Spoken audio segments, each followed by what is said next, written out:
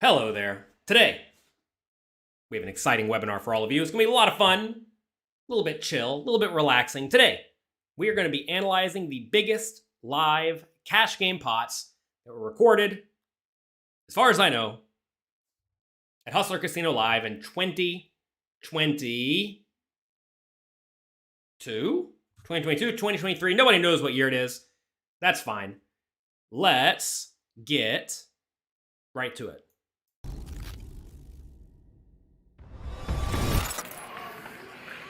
We would have been all in, me and you on the flop. Oh. Yeah. We would have. No. Yeah. No, because I would have played it like a pussy. Oh, well then, yeah. We have a limp And then made nothing. from the big blind. Oh my god. Come on, computer. What in the world? Let's let the computer try again. You know how it goes when you watch stuff on YouTube. Sometimes it doesn't work. All right. Limp from small blind, or limp from big blind effectively. It's on the straddle. We would Alan have been all Keating. in, me and you on the flop. Yeah. We would have. No. Yeah. No, because I would have played it like a pussy. Oh, well then, yeah. We have a raise. And then made nothing. If you played it like a man. 6,600. No, it's behind the graphic. Jack 8 offsuit out of position. Maybe can just fold playing really deep stack, but whatever. Calling's fine too. We would have been. We would have been. Obviously, that's not going to happen. 66. Five more. No, yeah, we would have I don't know tangled. what I Well, was doing. little action here. Would've Keating raises it with 10-9 suited, flops open-ended, and JR here That's an action flop, No, Bart. that's kings. with an 8. Set of kings. So Set a of kings. jack would be brutal telling us it for was set of JR. kings. Turns a 3. Check. So, right off the bat, flop comes Queen, 8, 7. Alan Keating with the open-ended straight draws. Very, very obvious bet in my mind. Don't you all think? If he bets here and gets raised, he can certainly continue playing very deep stacked. He does go for a 10,000 bet into the 14,000 pot. Pretty much the only time you don't want to bet good draws is when you cannot continue if you get check raised. Here, though, if he bets 10,000 and JR makes it 40,000, he can still call 30,000 more in position playing $357,000 deep. So this is a great spot for him to continuation bet. JR with his pair and backdoor flush draw. Easy call. Keating's going to fire here again. Same story on the turn. Go ahead and consider what happens if he bets any amount.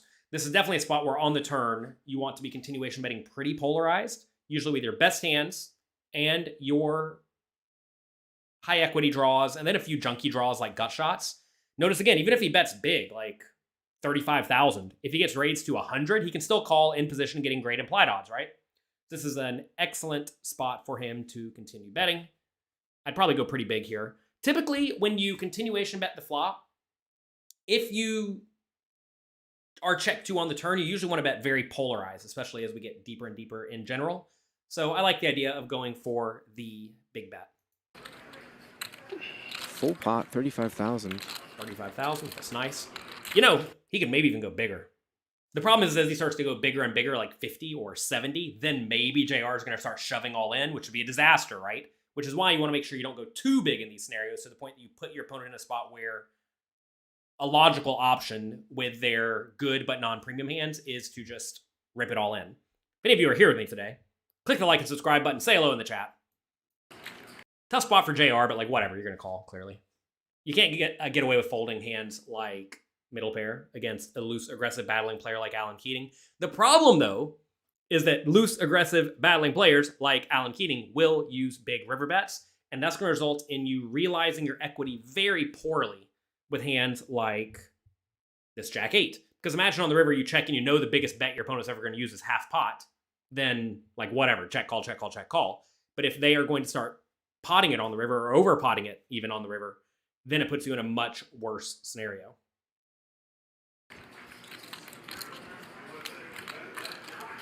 JR is a non-believer. He's going to call quickly at 104,000. And the river's a jack. Oh, wow. The river's a jack. So Keating makes the nuts, and JR sticks around and makes jacks. All right. JR, river's 2 pair. Should he ever lead on the river? What do you think? Take a second. Think about it. Should JR ever lead on the river with his 2-pair? I can tell the answer. The answer is probably not, unless he's trying to somehow massively exploit Alan. This is a situation where, while JR certainly does have some hands like 10-9 in his range, he's also against a range that could also have all the 10-9s, right? So whenever you do not have much of a nut advantage, because Alan could easily have all those hands too, that's the spot where you do not want to be betting or leading into your opponent, especially from out of position when you're deep stacked. Like when you're deep stacked, you just do not get to lead pretty much at all. A lead, by the way, is when you bet on the current betting round into the aggressor from the previous betting round. If it went check-check on the turn, there would be no lead available on the river because there would be no aggressor on the previous betting round. But typically, when there is a bet on the turn, you call from out of position, you only want to be leading on the turn whenever the river card gives you a very, very big nut advantage or a ton of equity. So anyway, this is definitely a spot just to check and then check call. Pretty much no matter what Alan bets, I think you probably just have to check call. When the flush draw misses, yeah, straight draw comes in. You don't actually beat a ton if he bets gigantic. If he does bet like pot, though, obviously he could have a hand like king, queen, just going for value. So this is a pretty nice spot just to check in, call, no problem. Up. And then I gave on. And all in here. So checking it all in. Oh my gosh. Oh, man. Maximum value, huh? How many of you sitting there at home, or wherever you are watching this, would have made a 3.2x pot river shove for $300,000 with the nuts? Be honest, be honest. Most people do not go for full value. But from a GTO point of view, in position, win check 2, on the river, you want to be betting massive with the nuts. Especially the nuts that do not block any of your opponent's calling range. So which hands are auto calls on this river? Well, in my mind, sets are auto calls. 2 pairs are going to call every time. Most of the time. And you don't block any of that at all. Like, Alan's hand is perfect to make a big shove in this situation. A lot of people, though, do not bet big in this spot. They bet something like half pot because they really want to get called. But you have to realize a half pot bet needs to get called 6 times as often as an all-in bet. Now, you may ask, what can actually call the all-in?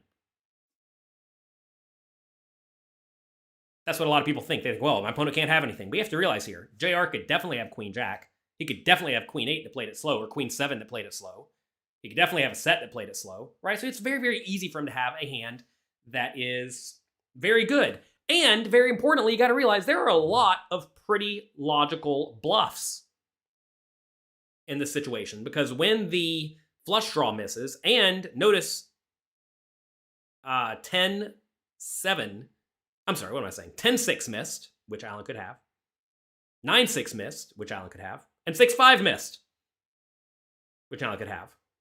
Right? All of those very logical draws missed. So when all the logical draws missed, you probably want to use some of those with big shoves, especially the ones that don't block your opponent's auto folds. And for that reason, you want to be making sure you shove some nuts too. And this is definitely a great hand to shove. 3x pot. Good play by Who Alan. wants it Going all? for full value. JR has checked the river when he made jacks up, and 3x all in. Wow. 322,000 effective. Let's be honest here. Let's be honest. Playing against good, loose, aggressive, battling opponents, whoever that is in your games, who you know can make overbets as bluffs, do you find a call here with the Jack of Clubs, 8 of Diamonds? Or do you fold? I know you can see the as and nuts this time. I know what I would do. You all probably know what I would do. Oh my God. Bart, all I'm going to say, and then I'm not going to say another word, he's the only man on the planet that could get paid here because of his image. And JR is not showboating here. He's thinking about it, and This hand went from I have this sick feeling. little pot. Yes. to just huge.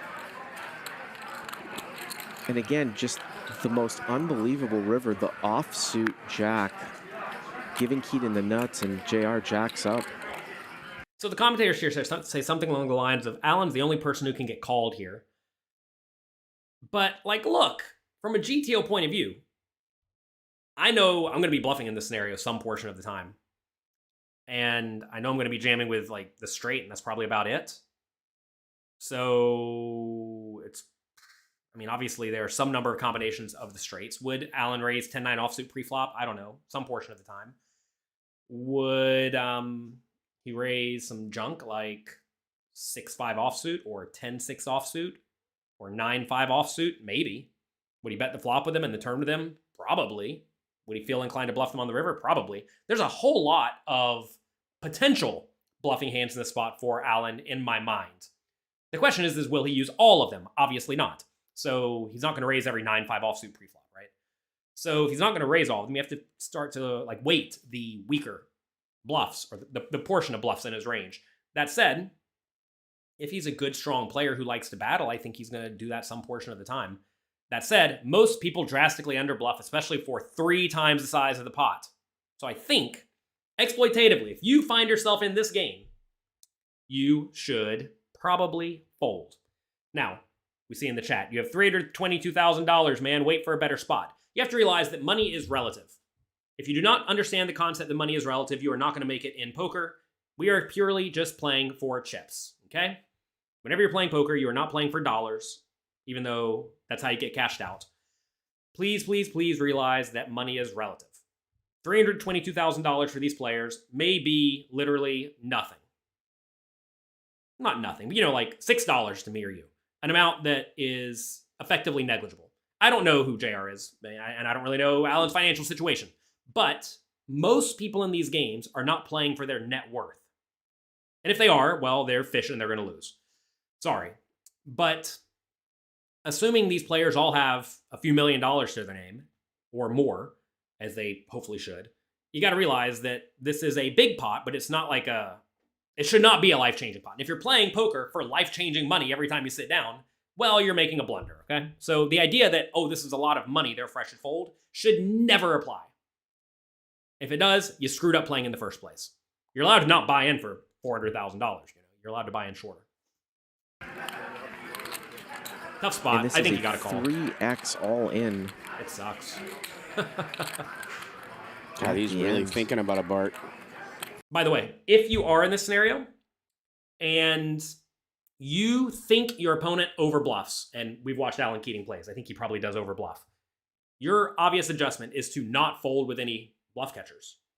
Don't fold bluff catchers. Like in this spot, if you gave JR like king queen or something like that, that might still be a call in this scenario. Like I would not be the least bit shocked if king queen's a call. Here you really don't want to block the obvious bluffs. Like you really don't want to have a 6 or a 5 in your hand. You probably don't really want to have a 9. I mean, I don't know. So the 9-10 blocks 10-9, right? So I suppose you would rather have a 10 or 9 in your hand. Like queen 10 could be a call, for example. But you definitely don't want to have a 6 or a 5 in your hand because those are kind of obvious bluffs. You probably also don't want to have a low club in your hand because those may be illogical bluffs, like whatever, 9-2 suited or something like that, or 6-2 a club, something like that. So anyway, in this scenario, when you are looking to call, assuming you think Alan or your opponent is literally straights or nothing, you want to block the straights and you don't want to block the bluffs. And right here, this Jack 8 doesn't really block any bluffs, which makes it a pretty good calling hand. It also doesn't block any nuts, though, so it's not like the ideal calling hand. I think a lot of people also make the mistake here of thinking that like hand values, like you just should call straight down the list. But like I said, something like queen 10 could be a better call than a hand like Jack 8 in this spot. Because if his range is literally top set, which you block, a straight, which you block, or nothing, then it doesn't matter if you have 2 pair or 1 pair. It's all the same.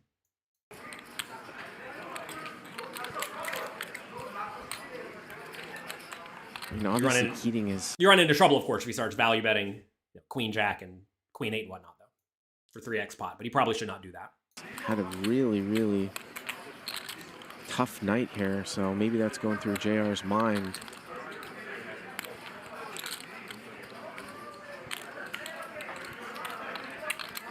One thing worth noting, Alan's a great player. This is not a critique on him. But in general,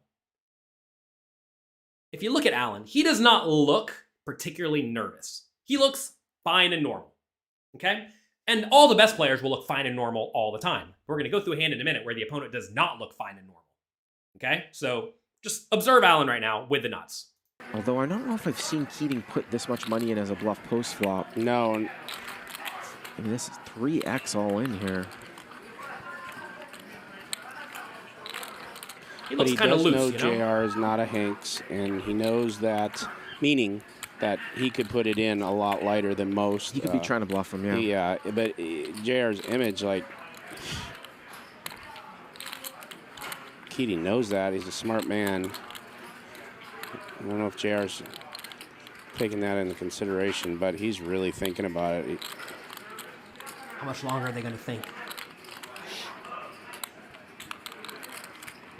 Just a single raise pot.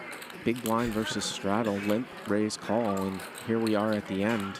I want to make this clear. Single raise pot. Here we are now playing for 350 big blinds or something like that.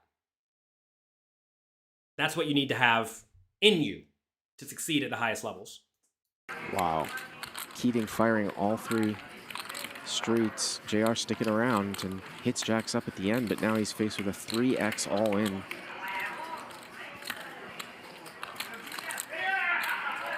Oh. He's clearly unhappy about this situation. Have you ever felt the pain like this, playing poker? Where you know it's just a he's miserable got spot? only about 50K in this pot, right, Bart? And he makes the call! He makes the call! Wow. 700 And just like that. and 49,000. Oh my gosh. Bart, I think that's one of the biggest pots we've had. I think that. All right, let's take a look at another hand. Why?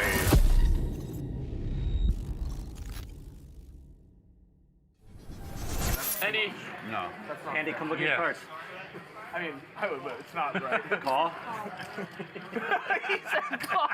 Speaking of how some of the players don't care about the money so much, Andy is not at the table, but he decides to call $400 in the dark. Pop it in there. In the worst position. Okay, you're starting to see how money is relative, right? Imagine you're playing 1 cent, 2 cent. Would you call a 4-cent straddle under the gun? Sure. Andy's going to blind call the 9-4 suited. Raise would have been better. I'll take it. Thanks, Andy. And a raise from button clicker. Bill makes the call with pocket nines. This is a great spot to not re-raise with nines because button clicker here, raising against the blind limp, should be pretty strong raising from very early position. You really don't want to 3-bet against really early position all that often unless you're playing a game with a really high rake, and this game rakes nothing or a negligible amount. So this is a spot where if button clicker's range should be quite strong, and 7s is certainly good enough, you don't really want to re-raise because if you re-raise and get a lot of action, it's pretty bad. Now, Bill is in the small blind, so he is going to be out of position. Maybe he should be a little bit more inclined to re-raise with almost everything from out of position because he really wants to make the big blind, and if there's a straddle, the straddle all fold. So, in position, I think you should be more inclined to call. Out of position, you should probably be more inclined to raise, but whatever. How much do I owe? 8? Yeah, it's 13. 4 or 8? No, you're good. You called 4. Okay, 4. Did you see what you started?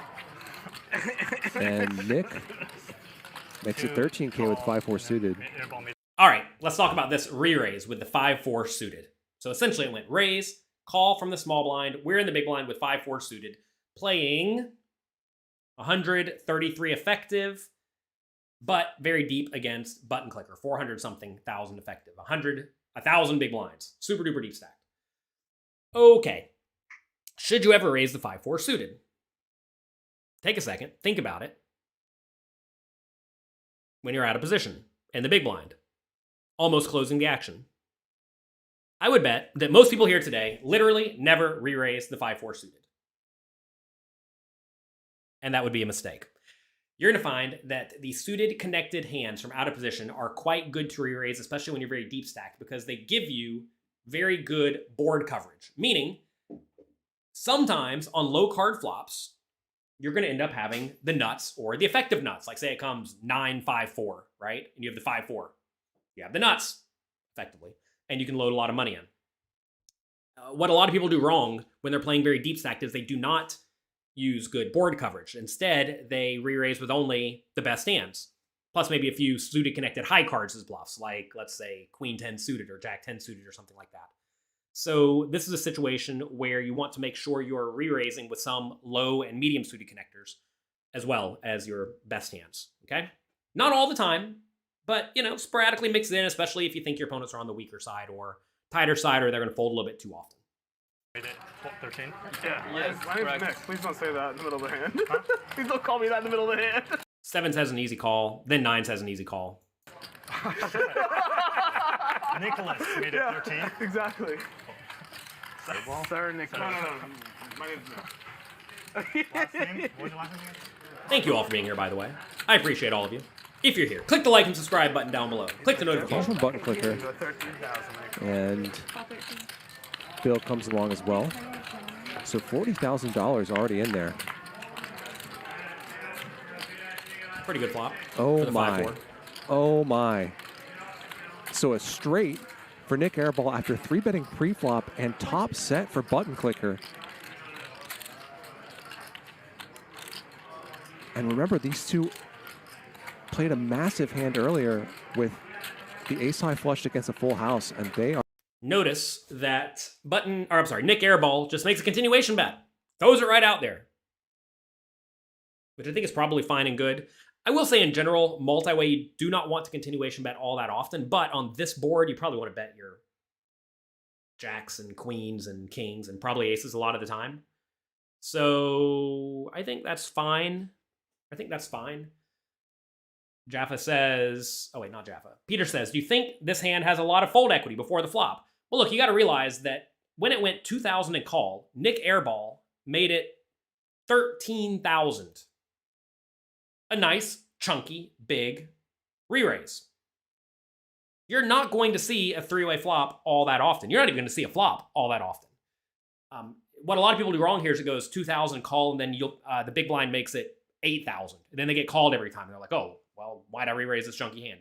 But you got to realize whenever you make it 8, you're giving your opponents great odds and position, and they're going to call every time. But if you make it 13,000 and they don't have anything great, remember, button clicker's on the button, right? So you could have all sorts of stuff. This is a situation where you can certainly re-raise to 13,000 and expect to have some fold equity. And again, it's not like you are doing this every time with the 5 high, right? You're doing this mostly with aces and kings and queens and ace-king, right? Like good hands.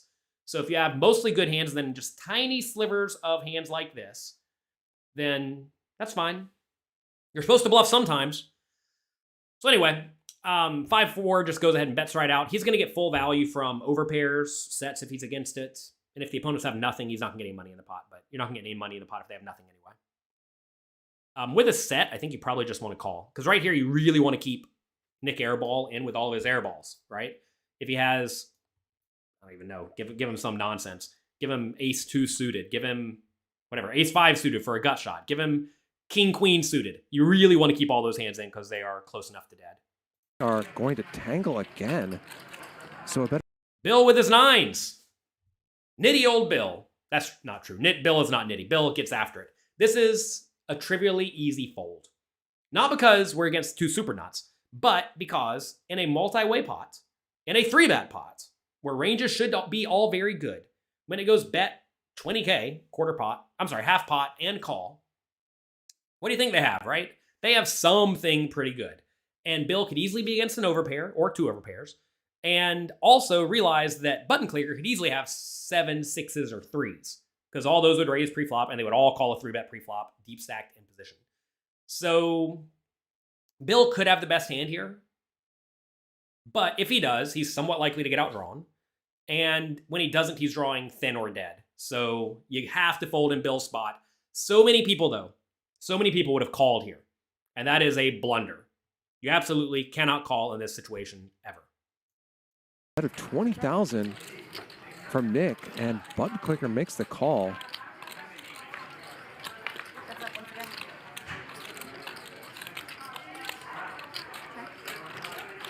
And now Weird check from Nik Airball. I actually remember looking at this hand a while back now, and I remember thinking, why would you just not keep betting? Because, like, if you check, button clicker really should not bet the turn all that often because it's really easy for Nik Airball to just have, like, aces that's not folding. So I don't think he wants to check in this spot too often. He probably has jacks in his range, too, so, like, you just have some good nuts. Kind of a weird spot to check. But whatever. Oh, Nick checks. Set should So definitely I get bet to here. 0 when it's my turn on my hand's dead, Lauren? No, I don't admit it. I don't have Maybe any. going for a check raise here. Can I sell him some? I'm just going to throw out another read here. Nik Airball was just talking about his time bank chips pretty coherently in the hand. Typically, when people are concerned with things that actually matter a little bit, when they can put a sentence together, no problem, they usually have something pretty good. If they seem nervous, if they screw up, if they are perturbed, if they're annoyed, if they're trying to if they're like a little bit rigid, all of that typically leans towards someone with a weak hand. Obviously, like I said, I don't know Nik Airball. I don't know strategy at all. I'm just using, this is a sample of one, right? I mean, for all I know, he acts like this all the time. It does seem like Nik Airball is the kind of guy who's like pretty comfortable talking and whatnot. So against those types of players, that this read goes out the window. But if someone is normally pretty stoked and all of a sudden they're like chatting it up, they probably have a pretty good hand. You look at these stacks, this could be You should bet big here, one I of the think. biggest pots we've ever had here on Hustler Casino Live. Pot's 80. What's he going to go? 45. 45,000. I think he probably wants to go just a little bit bigger. Because like right here, you have to realize button clicker thinks he has the nuts, right? Like button clicker's loving the spot. So given button clicker's loving the spot, if Nick has ace high or king high or whatever, some nonsense, he's going to fold no matter what you bet, right? But if he has an overpair, he's going to check and call most of the time. So if he checks and calls, you want to get as much money in the pot as possible now so you can then jam the river. Pot's 80. So if you go like 70 or 65, the pot's going to go to, what, 200 something? Then you can 1.5x pot the river or something like that. I think that's reasonable. Yeah, I think that's pretty reasonable. I think that's probably what you should do. Probably get a little bit bigger so you can jam the river for a normal-ish amount. Now, this idea of using like geometric bet sizing is often not necessarily what GTO does, but I think it's what makes people feel more comfortable, where you don't want to get to the river and have a 3x pot river shove, like we saw earlier, because people usually don't like calling 3x pot river shoves unless they have a very good hand, right? But if you make a pot size river bet, for example, people usually feel pretty fine calling those. So quite often you'll find that, call it exploitatively, most good players in live poker are going to use bet sizes that work out geometrically, especially against players who are not like super pros. And again, I don't know how good Nik Airball is. He's playing these games a lot. He's probably pretty good. But I think you're going to find for the most part, a lot of players don't like calling big overjams. So anything you can do to get more money in the pot on the turn, so you have a shorter stack to pot ratio on the river, is usually pretty good, as long as your turn bet's not egregiously big. Is the opposite true for people who typically talk, but are abnormally quiet? So look, most people when they're playing hands aren't super duper chatty.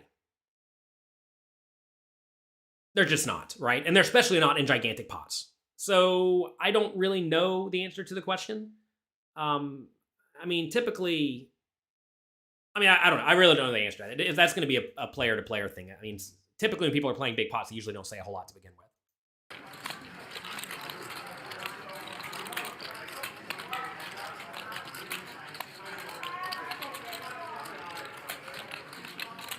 So this is the rough spot that I don't think Nick really wanted to be in, because now if he calls, button clicker's probably only going to bet the river with sets, right? Which is annoying. Button clicker could definitely bet the turn with something like queens and then fold it to a shove, or a hand like ace jack of diamonds that floated the flop, which maybe it floats the flop.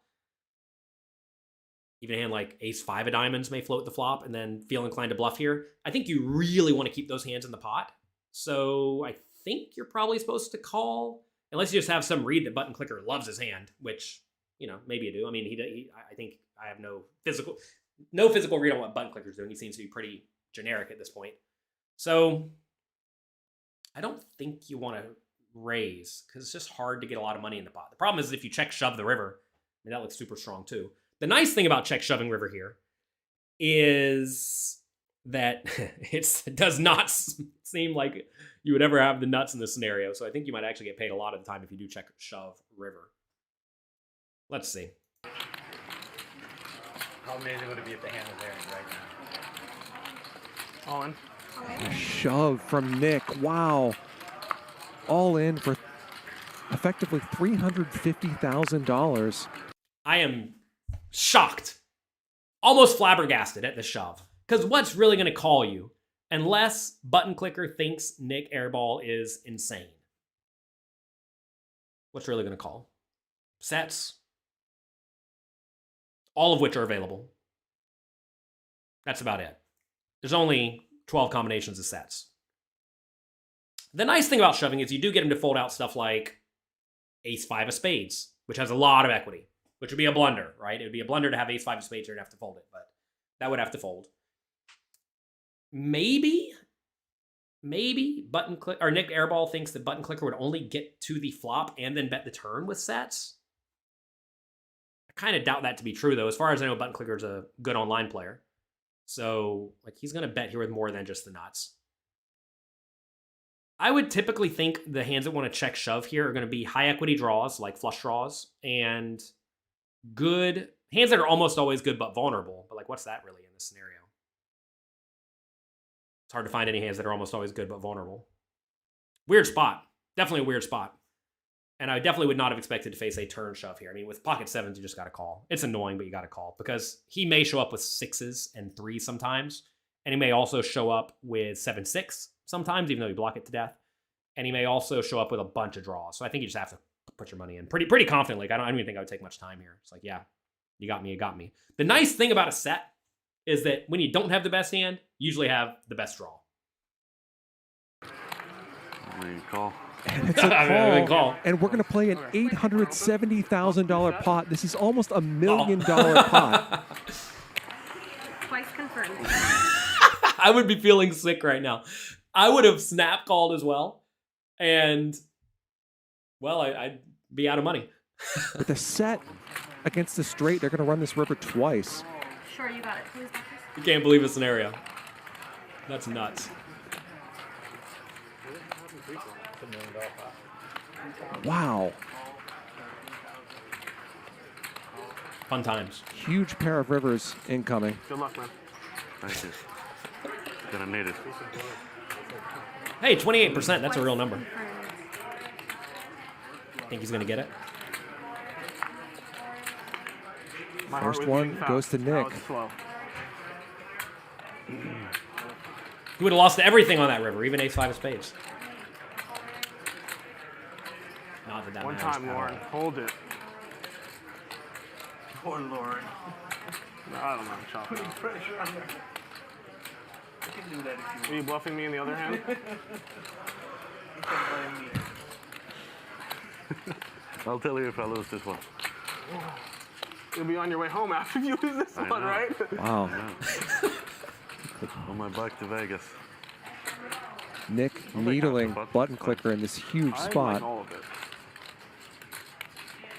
Greedy. Greedy. What are they waiting on? Come on, Biggest pot dude. you ever played? Yeah.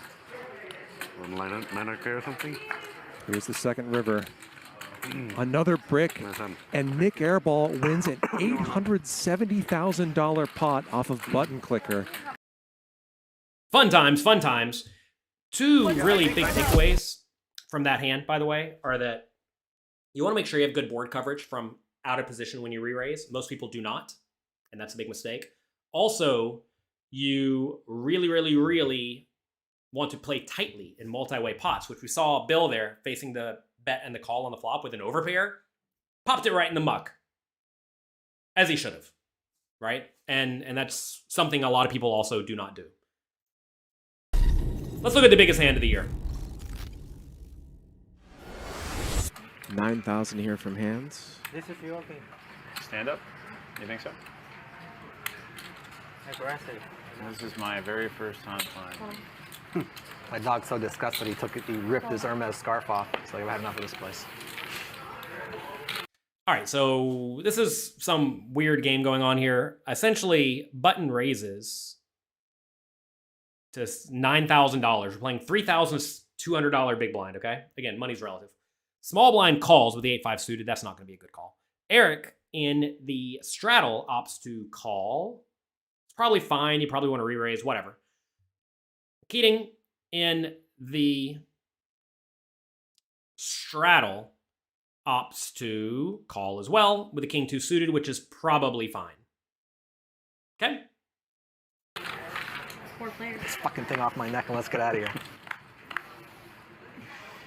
This is a family-friendly show, everyone. I apologize for that. Check. Oh, Keating flops a king high flush draw. Check, check, check. All right. Should Handz, who raised the button with the ace of spades, 7 of hearts, bluff this 4-way multi-way flop against... I don't even know how these positions are working. Multiple straddles. When check 2. The position should all make sense at this point, though. Maybe Keating, like, did a weird Mississippi straddle or something. I don't know what's happening here. Okay. Which hands want to bluff this flop? Well, I think you can get away with betting high equity draws, obviously, like flush draws. Straight draws if you have it. Probably don't have a lot of straight draws. What else can we bluff? I think you want to be bluffing with ace of spades. It's a pretty good hand, especially when you're playing deep stack. You're going to find that blockers become incredibly relevant because, well, if your opponent doesn't have the nuts, it becomes the bluff catcher. Now, the question is, should he bluff? I have watched Eric play a decent amount, and I've watched Keating play a decent amount, and neither of those players especially like to fold. As Jack says, no. He's against calling stations 4 ways. Correct. So against calling stations 4 ways, or just people who like to raise as well, both these players don't mind raising, I think you just got to give up here. If you're against tighter, more straightforward players, especially players who would just check call, stuff like middle or bottom pair and then fold it to a turn or river bet, then I definitely like the idea of betting, but I don't think you need to bluff here. I mean, you can. I don't think it's a bad hand to bluff with. Ace of spades is like the card you want to have, and a 7 gives you the best backdoor straight draws, so I don't mind the hand, but I probably just would not bet here. 25. 25. Handz has got ace-7 with the ace of spades. This is going to start a c-bet here. Maybe not. Maybe not. What's that? I'm kind of surprised Keating didn't just raise immediately.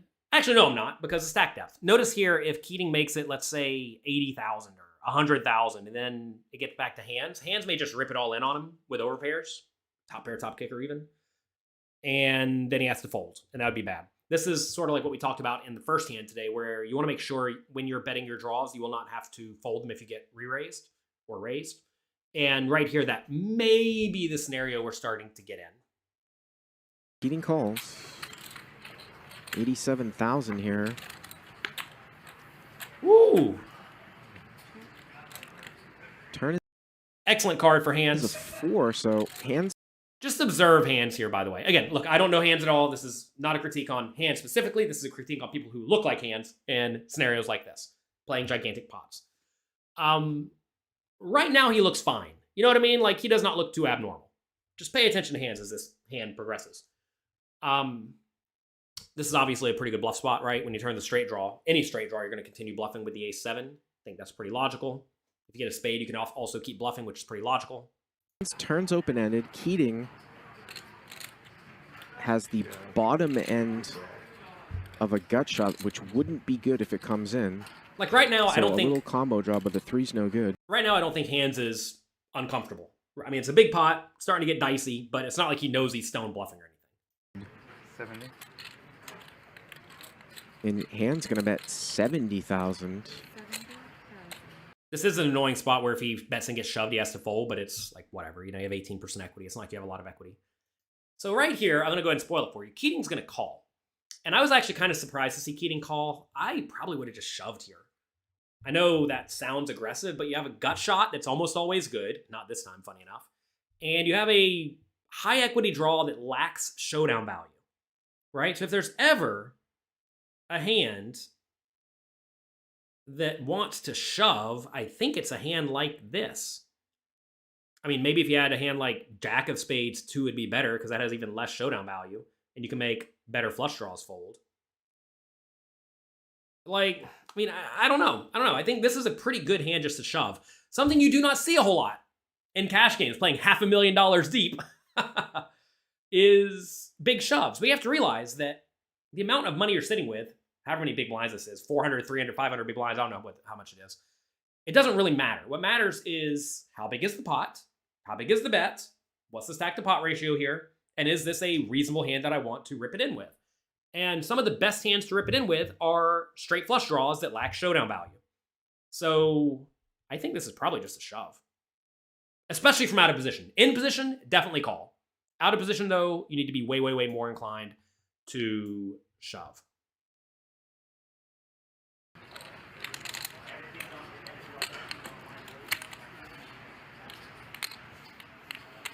And this pot is getting up there, 227,000. So Keating just calls here. And I have to wonder if he knows from studying, running solvers, whatever, that exploitatively he can open jam or make a big bet on a lot of rivers and have a ton of fold equity. Maybe he does, maybe he doesn't. But like, imagine the rivers. Ace, king, queen, jack, 10, 6, 5, 4. Is he really just going to lead in a spot where his opponent has a lot of aces, kings, queens, jacks, ace 10, king 10, right? It's like a really bad spot to check call turn and then lead on almost any river unless it completes a 4 straight. And the problem with that is that sometimes hands is going to have a straight when it comes to 4 straight because he's going to have random ace 8, ace 7, stuff like that, right? So I don't think this is a good spot for this. And the river. 7 of spades on the river. Alan makes a flush. Keating makes a flush. So look, you typically want to lead when you have a lot of flush draws and your opponent does not. Is that this scenario? I do not think so. And the reason I don't think so is because obviously hands would raise preflop with a lot of ace X of spades. And he has all of those in his range. So for that reason, this is not a spot where you want to be leading in general. Now again, exploitatively, maybe Keating knows that this is a pretty good spot to go for this. But at least in my experience, I don't think you want to be leading on this river too often, even though there is a 4 straight available. The best times to lead, by the way, are when there is a 4 straight available and you're in the big blind or straddle or whatever. Because in those situations, you have a lot of straights and your opponent does not. But when a 3 flush comes, you have to realize they have a lot of flushes. And that's really, really bad for you. So I think in this spot, if you are going to lead, you probably want to lead small in general. I mean, I realize that the king high flush wants to lead big, but I think you probably just want to have a small leading range. So definitely a rough spot. You're not going to shove 500K on a draw. You're crazy. You have to realize, again, the money is relative. Everyone seems to not be able to wrap their head around it. The money is irrelevant. Imagine you have $1,000 to your name, and you're going to bet 4 of the dollars all in on the river. Or check shove all in for 4 of your dollars, 4 of your $1,000. Is that crazy? Probably not. I mean, again, a lot of these players are not properly bankrolled, et cetera, et cetera. But if you're playing properly bankrolled, as you probably should be, and to be fair, you don't actually need that all that big of a bankroll to play in a game if you think your edge is very big. But if you are properly bankrolled in a game where you have a big edge, and you think you can extract a big edge here, then why would you not shove? You'd be a fish to not shove. Have you ever had a hamburger? I don't eat a whole lot of hamburgers. I do eat cheeseburgers, though. Cheeseburgers are way better than hamburgers, in my opinion. First, the 7 of spades. So Keating here makes...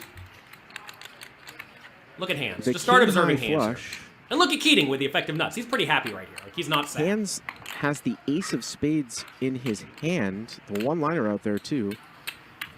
And Keating is going to lead. Doesn't want this one to get checked through, it looks like.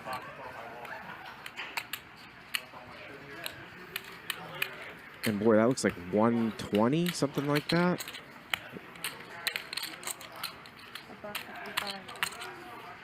So he does lead. Whatever, fine.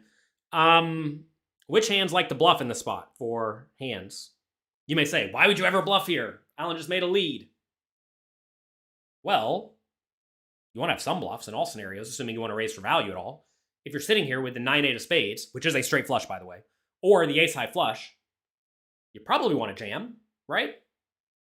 So if you're going to jam those hands, you probably want to jam with ace of spades or 9 or 8 of spades. I think 9 or 8 of spades is probably overdoing it. It is interesting. Like, if you run this through a solver, I don't actually know which one it would tell you to shove. Maybe both sometimes. I don't know.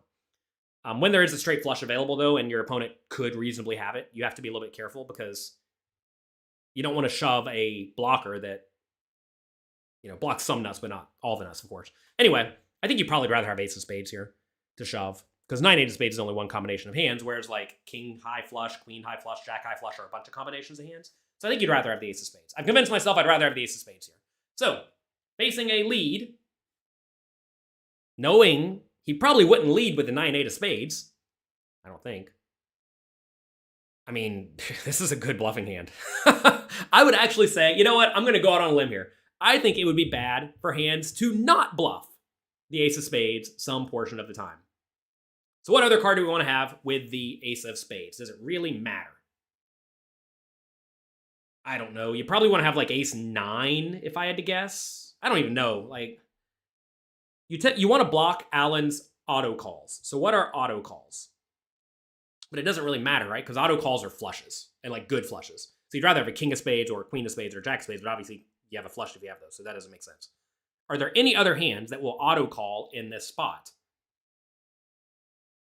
No, right? Maybe you want to block like an 8, but then you have a straight anyway. So like you would just call probably if you had the 8. So I guess you want to block the 9, right? You want to block the 9. That's what you want to block. You want to block a random 9 here. So having a random 9 is ideal, right? You'd rather have a 9 in your hand. That's the best card to have. Is there a second best card or third best card? Not really. Because remember, Alan called a flop and turn bet, so it's not like he has too many random hands like, I guess he could have like 8-7. He could have 8s. No, 8-7 was a straight already. Would he lead that on the river? I don't know. I don't know. I think all this is kind of nonsense. I think you'd like to have a 9. 7's probably fine. 8's a straight, so you would not raise it, right? I don't think you'd raise it. That is kind of an interesting question, right? Like, does the ace of spades override the fact you have a straight here? Would you try to bluff Keating off of a flush if you have a straight? Fun spot. Anyway, look, I think this is a pretty good bluffing hand. And he pretty quickly pops it in. 55. Did he say all in or did he say how much? I thought he said all in already. 155,000.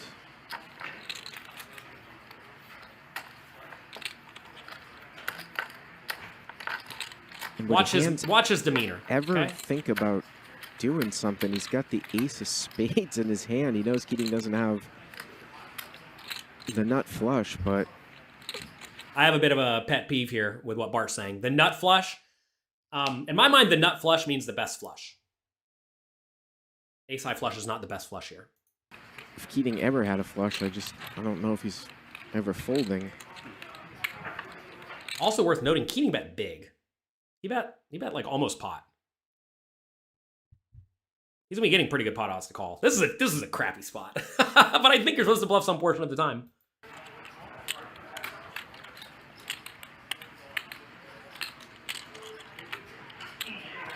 Is that a tower of chocolates or 1Ks? 3. I don't like asking the opponent how many chips they have in the hand. I think that is almost never a good strategy.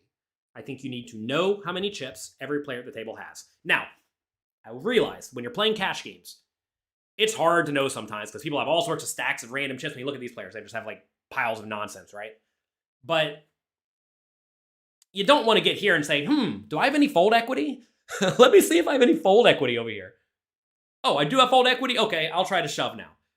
You know, like, that's really not where you want to be. So what I do whenever I'm playing live poker is every 20 or 30 minutes, I'll get up and I'll walk around the table.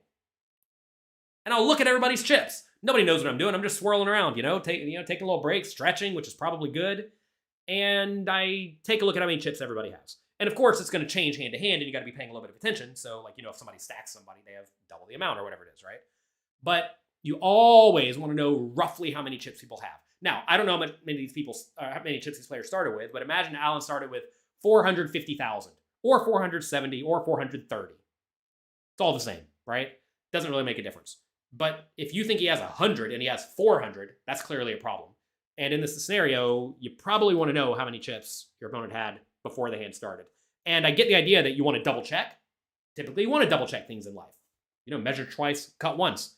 But you don't really want to do it when you're about to run a bluff. Thanks. 300 more. So Keating has about 309 behind. I'm all in. And he's all in! Handz is gonna pull a bluff raise all in with the Savage. stiff ace of spades. Unbelievable. Keating here with the king high flush. Again, I'm not picking on Handz. I don't know the guy. He's probably a very nice guy. But just watch him. He's like, as this next 2 or 3 minutes progresses, however long this hand is, he is going to slowly hunch down a little bit. And he's going to start blinking a lot. One thing I have known is definitively a good tell is when people are blinking a lot, they're almost always bluffing. It's a good example of Tom Dwan doing this in high-stakes poker. And to be fair, when you're playing with a bunch of lights glaring in your face, yeah, you're going to probably start blinking. But you're really going to start blinking when you're bluffing. I don't know why, but your eyes are going to dry out a lot when you're bluffing, which is why it's important to try to take slow blinks in general in big pots as a default. It's also important to breathe at the same rate in big pots as a default. Like, I do this naturally. All the good players, most of the good players do this naturally. Somebody asked earlier, does it even make sense to study live tells? Why, yes, it does. Because just observe. Again, maybe this is just coincidence, maybe not. I don't know. Loses to the ace high flush, and there's a straight flush combo out there too. Look at him blinking fast already. We just got started. So 846,000. Yeah. And look, Alan's a world-class live poker player. He's going to look at this person and tell, you know, if there's something kicking me towards call, it's probably this. 309,000 to call. If Keating finds the call button here, this is going to be over $1 million. Look how, like, rigid he is, too, you know? I mean, maybe he just has, like, a naturally rigid body, but he's not going to move. Remember that earlier hand where Alan Keating was all in with the nuts? And again, I don't presume Alan has many tells or whatnot either. But, like, Alan was like, he looked pretty loose and casual to me. This is not a loose, casual person at this point. Unbelievable. I'm going to tell all of you one of my tells. I know when I'm sitting there playing poker and I'm bluffing my ass off. Sorry, family-friendly show. I can feel my body contracting down. It's a crazy, natural thing, and I've learned to fight it with all of my willpower. But, like, I can feel it in my neck, pulling me a little bit, right? And I don't know what to tell you. It happens, and it's real. Ben, Handz' night here tonight. Even to me, rationalizing in my head, I know this is a good bluff. And I'm still like, oh no. And they have pretty much kind of the same stack. Handz has 700 behind. They started with just about the same amount. Let's ask another question. Should Alan call? Should Alan call? Take a second, think about it. People saying they want to study live tells. There's some content on tells on pokercoaching.com, my training site, by Zach Elwood. Zach Elwood also has a few books on poker tells. And he has a site where he has just like, I don't know, 20 or 30 short videos on good poker tells. I don't know if he talks about blinking, but I can tell you blinking is one of them when they're bluffing in big pots. Anyway, Zach Elwood's a good resource for tells, and he has some content on poker coaching. Just, again, observe, okay? So Keating getting just under 3-1. Pot odds exist, by the way. King high flush.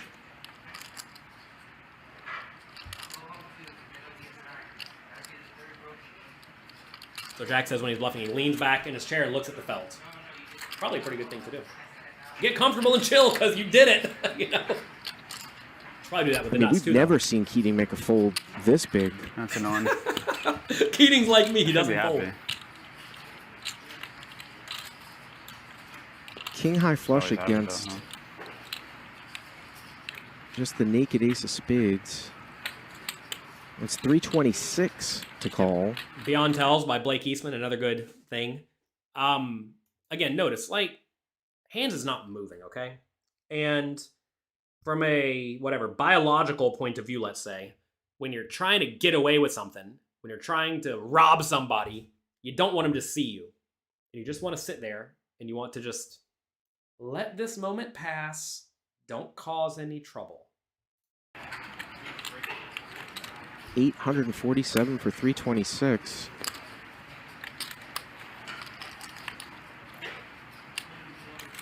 If he calls, this will be 1.16 million. If you're enjoying this show, click the like and subscribe button. Thanks to Hustler Casino Live for letting us use their footage. And he calls! Good. He makes the call!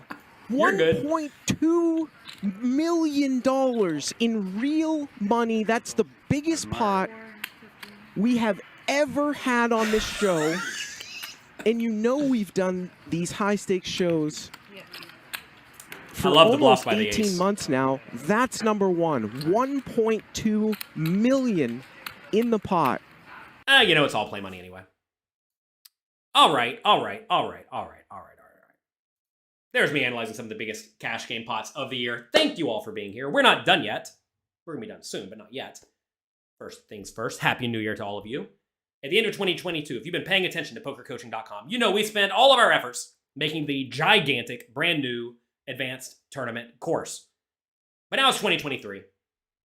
It's cash game season. We are going to shift our efforts to helping cash game players. I'm excited to announce our brand new cash game challenge featuring Jonathan Jaffe, world-class tournament crusher and cash game crusher, and J-Win. And they're going to teach you how to level up your cash game play in all the common spots, such as before the flop and 3-bet pots, on the turn, when you should be getting super duper tricky.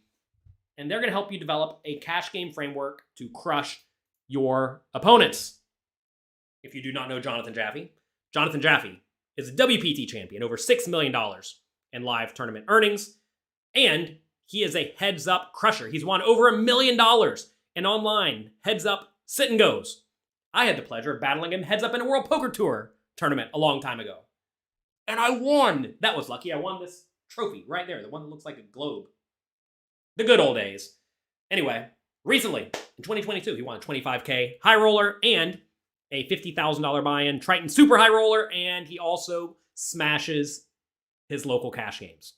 Also, J-Win, you all may know him from his amazing YouTube channel. He quit his job, his very, very well-paying job, that paid almost $200,000 a year, to play poker because he loves it and because, you know, he just may have the potential to make substantially more than that from poker. He's a brand ambassador for PokerCoaching.com and a coach in our brand new Cash Game Challenge. You're going to learn all these things 13 days in a row. Want me to read them for you? Fine. Pre-flop strategy for live cash games with Jonathan Jaffe. It is not follow GTO charts. GTO charts for cash games are pretty tight-nitty. Not in live cash games. You should be getting well out of line and exploiting your opponents hard. Next, flop strategy in live cash games. What do you do against players who fold too often, who don't check raise often enough? Do you know? Well, you're going to learn. Next, big blind strategies before the flop and after the flop. It's a very common spot. A lot of players play way too tight and way too nitty. Day 4, how to crush 3-bet pots with Jonathan Jaffe. Look, Jonathan Jaffe will put you in some miserably bad spots. Sometimes he has it, sometimes he doesn't, and that's a lot of fun. Next, playing out of position in 3-bet pots, which is a really rough spot to be in. Imagine you raise, somebody 3-bets you from the button, you call, flop comes, you don't get anything, you check, they bet. What do? Well, it's miserable. Next, we have 2 live cash game stream analyses with J-Win. I actually went and played a nice, casual, friendly 100-200 game the other day. And before it, I watched these 2 videos because I thought it would be a loose, casual game just like J-Win plays, and it turns out it was. And I smashed my opponents using some of the things I learned from J-Win in these 2 videos. Next, mastering bomb pots in PLO cash games with J-Win. You all told me you want some PLO multi-way nonsense game stuff. It's not really nonsense because people play it. It's not nonsense if they play it, right? And anyway, we have PLO bomb pots and cash games. Next, how to play the turn with Jonathan Jaffe. Obviously, you know how to play the turn because the turn's when the pot gets big and you can apply a lot of aggression. He also discusses creative turn bluffs. I watched this video the other day. I did not get to use these the other day in my cash game because all my opponents were super duper calling stations. But if your opponents are a little bit too loose, a little bit too splashy, a little bit too aggressive, you can bluff them like mad. Next, playing the turn when the flop checks through, when your opponent's range is probably a little bit marginal. It's a great spot. And Jonathan Jaffe discusses that. Also playing the turn in 3-bet pots. And finally, playing lots of common spots on the river. By the way, you can join this cash game challenge now for a one-time super discounted price because I want to give all of you access to poker coaching. So you go there, you check it out, you learn, and then you continue learning. It's only $27. Registration ends January 9th at pokercoaching.com/cash challenge. Also, every single day, you're going to get a quiz after each of these videos to ensure that you are learning the key takeaways from each lesson. We also put together a final exam to make sure you really understand everything that we are teaching you in this cash game challenge. And once you pass the final exam, you will know that you've learned all of the biggest strategies from this challenge, and you'll be able to apply them to your own games and then crush your opponents. So let me ask you a question. What if this cash game challenge helped you fix just one, only one of your leaks? How much would that be worth if you did not spew away your money in that one spot every session you play for the rest of your life? Imagine you mess up a little bit from the big blind. Imagine you defend a little bit wider as you should. Imagine you check raise a little bit more often as you should. Imagine you started fixing those holes and you made fewer mistakes for the rest of your life. What is that worth to you? What if you were able to fix 2 or 3 or 5 leaks? There's only one way to find out. Get in there, study hard, and you can try it risk-free for 30 days. Because if you do not like the Cash Game Challenge or PokerCoaching.com, let me know within 30 days and I will give you all the money you spent back. Zero risk. Think of the value. I decided to up the ante a little bit. This is backed by my increase your bankroll by $1,000 no risk guarantee, where if you go through the entire cash game course over the first 30 days, if at any time during those 30 days you don't think that you'll be able to grow your bankroll by $1,000 over the next year, let my team know. Send me an email at support@pokercoaching.com within 30 days of your purchase, and we'll give you a full refund. It will cost you $0. I don't really know what more you asked from me, or what more you want from me. I'm giving you tons of information. If you don't value it, if you don't like it, send me an email, and it's free. So that's it. Hope you enjoy it. You can check it out right now at pokercoaching.com/cash challenge. I saw a few questions a little bit earlier, and I want to make sure I discuss them. Should you study live poker? Most definitely. I thought about playing on Hustler Casino Live. So look, I don't live anywhere near Los Angeles, and I'm not going there anytime soon. So no, I have not really considered it. Would I play there? Yeah. I wouldn't play for all my money, but I would play there. Why? Because why not is the answer. People say Keating is deceptively good. I think Keating is good both on the stream and not on the stream, to be fair. I hated that at King of Spades turn call, though, honestly. Keating's year, huh? He won 2 of the 3 biggest pots. Indeed, indeed. Indeed, indeed. Good job, good work. Are live tells worth studying? They most certainly are. You have a significant facial tick that involves blinking a lot. You've seen medium and medium skill players get badly thrown off by your ticks. This tell is a real thing. So look, I think in general, the right thing to do against anybody who's any good is just do the same thing every time. Right? Simple as that. Just do the same thing every time. So I personally monitor my breathing and I monitor my blinking because I know I can monitor those things. Things you have a difficult time monitoring, though, are heart rate. Primarily, that's it. That's the only thing that gives me trouble. I have a hard time monitoring heart rate. I have gotten to the point where for the most part, if I think I'm making the right play and I think I'm extracting value, I view this as, okay, I'm going to make this bet and I'm going to win X percentage of the pot. And that's it. I'm like almost turning it to a math problem in my head, right? So all these spots, I'm turning them into math problems. And if I'm making a math calculation and I think I'm going to win money, it's good whether or not it works, right? So that's kind of how I trick myself, Jonathan Lilland, figuring these things out. But do what works for you. Hand shouldn't have played this trash hand on the button. I think he played it fine. I think calling with King 2 suited is the right call for the price on the river. Yeah, I mean, you say, okay, so let's talk about this, right? On the river, facing a shove in a spot where you announced you had a good hand by leading. Is your opponent really bluffing all that often? I don't know. If your opponent's bluffing 2% of the time, then obviously you're not getting the correct pot odds to call. You're not getting anywhere near good enough pot odds to call. If Poker Stars is legal in New York City, will I be playing it? Why, yes, I would. Most likely. That said, they're having a tournament Borgata right now, and I was too lazy to get up and go play it. Isn't that crazy? I was talking to Justin Saliba, and he flew from Vegas to go play it. I won't drive from here to go play it. That's nuts, huh? You're going to go pro next year. Good. Do it. We only be able to view the videos the day they released. They are released each day, but you can go back and review them retroactively. Most of Poker Coaching's cash game videos revolve around 40 big blind stacks with an ante. That is not true at all, Clamper. That is definitely incorrect. Check out the Cash Game Masterclass. The Cash Game Masterclass is 40-something hours long, with quizzes, with examples, with live play, and it revolves around 100 big blind and 200 big blind cash games. So you're incorrect about that. Were you able to do this course at your own pace? Yeah, most definitely. Most definitely. What if you have a $25 bankroll? Hey, I made you a promise. Read it, do what it says. If you don't think it's going to help you, then ask for a refund. I won't be offended. I won't be offended. Will the quizzes be replayable? Yes. Simple as that. All of these questions like, am I trying to screw you in some way? The answer is no. The answer is always no. Okay, look. If I do not help you get substantially better at poker, I do not want or deserve your money at all.